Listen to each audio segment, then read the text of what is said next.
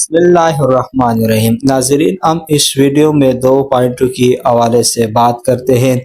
सबसे पहले के नए टेलर की अहम पॉइंटों की हवाले से बात करते हैं।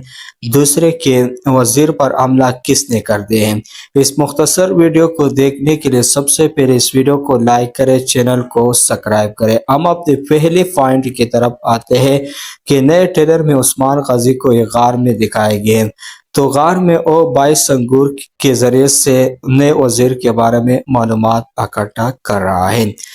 दूसरी तरफ के आरीना को एक बार फिर दिखाया गया। आरीना में ग्लेटर आपस में लड़ रहे हैं और इस मैदान में कमांडो लुकास की एंट्री हो गई है। कमांडो लुकास इस मैदान में अपनी बहादुरी दिखाएगा और इसके बाद इनको उस्मान गाजी की सरजमीनों में भेज देगा।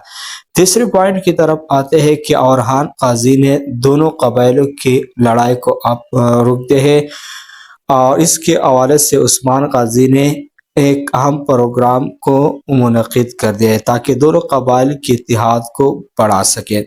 लेकिन टेलर के अहम पॉइंट की तरफ आते हैं कि अलाउद्दीन को एक जाल में दिखाए गए हैं।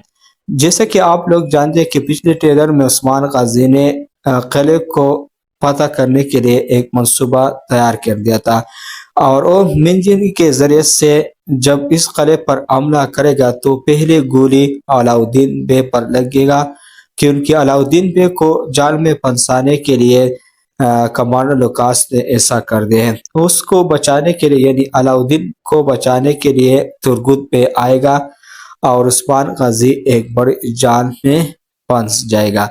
लेकिन उन जगह में अलाउद्दीन बे की शहादत नहीं होगी। और हम दूसरी पॉइंट की तरफ आते हैं कि वजीर पर हमला किसने कर दिया है। तो वजीर पर हमला एल बे ने कर दिया है। हम आने वाले वक्त में भी दिखाएंगे।